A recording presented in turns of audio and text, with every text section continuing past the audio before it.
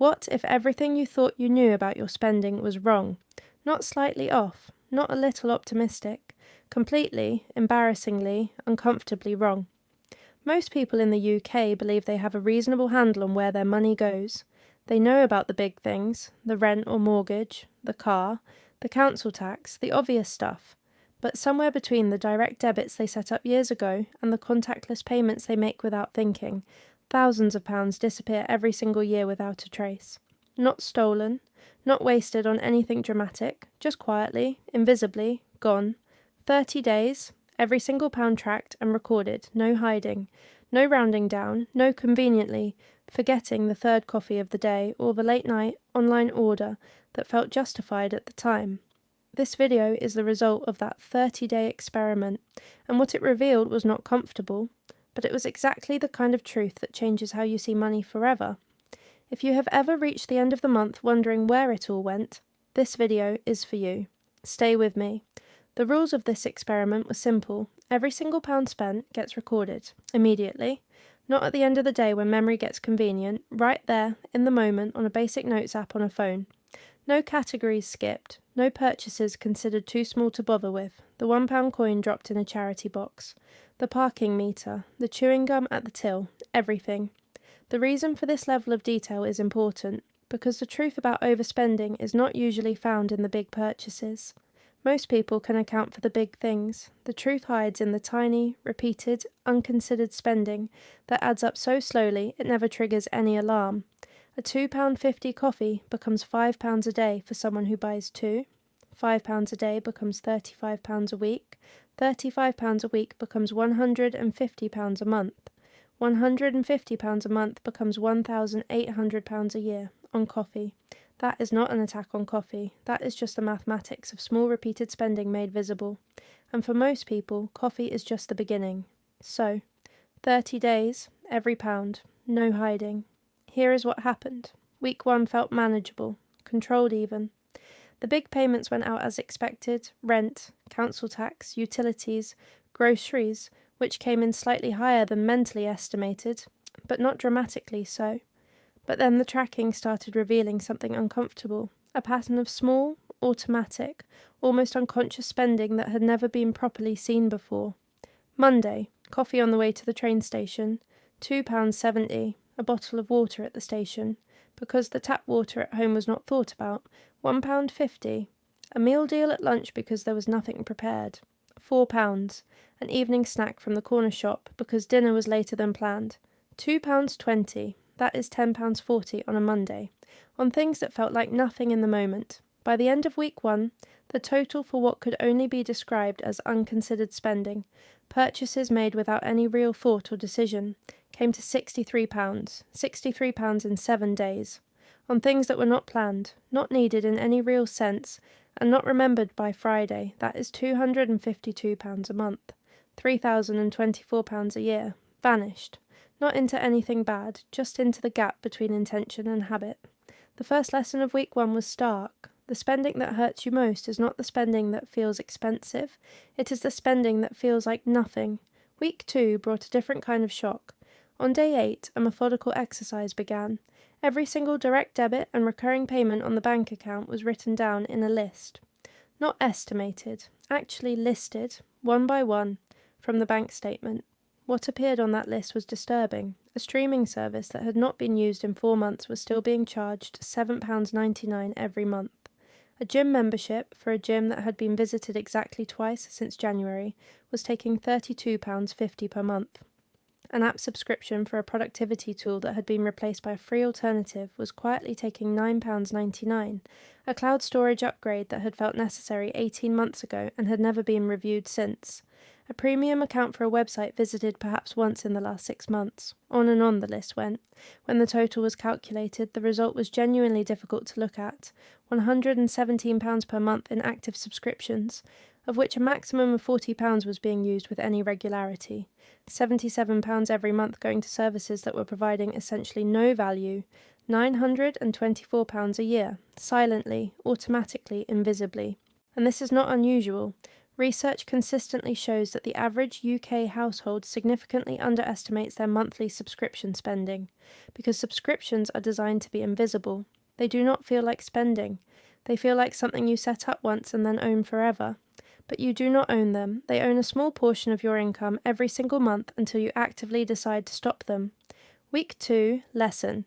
A subscription you are not using is not a small thing. It is a direct debit you forgot to cancel multiplied by 12.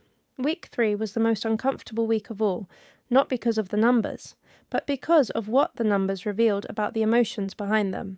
When every purchase is tracked and recorded, a pattern begins to emerge that spending alone never shows. You start to see not just what you spent money on, but when and why. Tuesday was a stressful day at work. The evening brought an online shopping order for things that were not needed, totalling £31.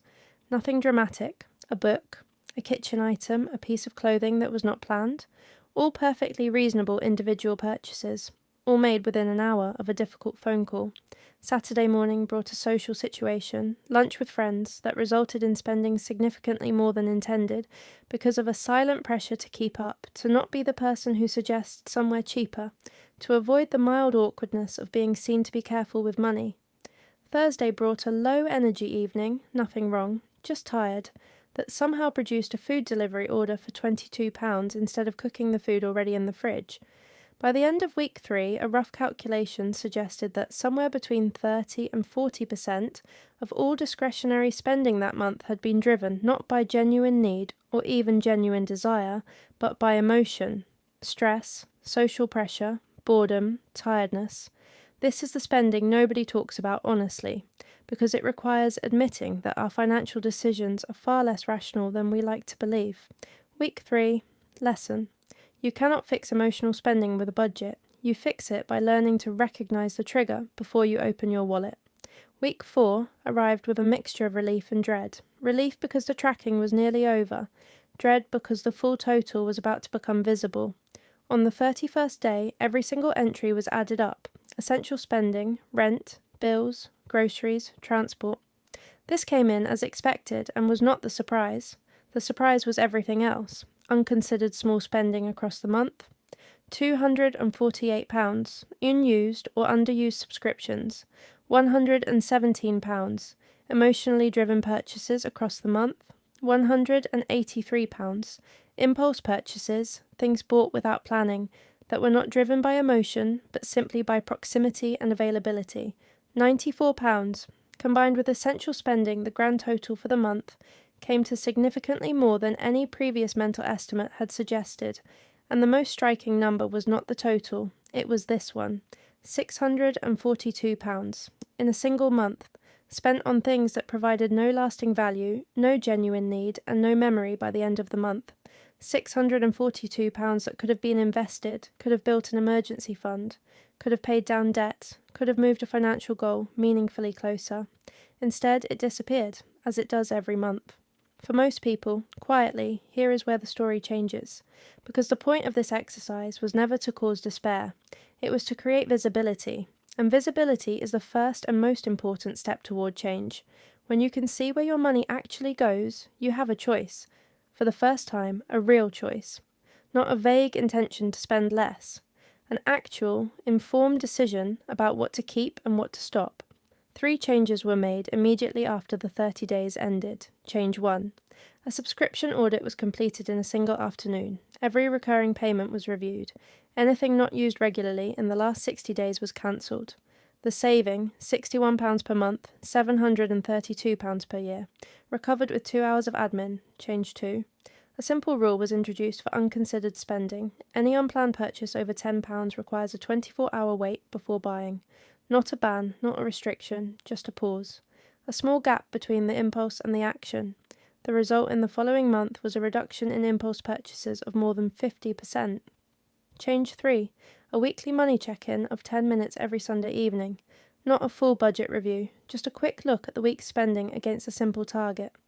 This single habit creates enough awareness to catch drift before it becomes damage. 3 changes. No dramatic sacrifice. No complete lifestyle overhaul. And in the month that followed, the same income produced £380 more available for saving and investing. £380 not found by earning more, found by seeing clearly. Something unexpected happened in the weeks after the experiment ended. The awareness did not switch off when the tracking stopped. Something had shifted in the way everyday spending felt.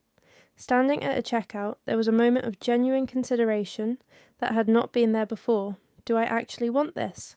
Is this a decision or a habit? Am I buying this, or am I just here, and it is available?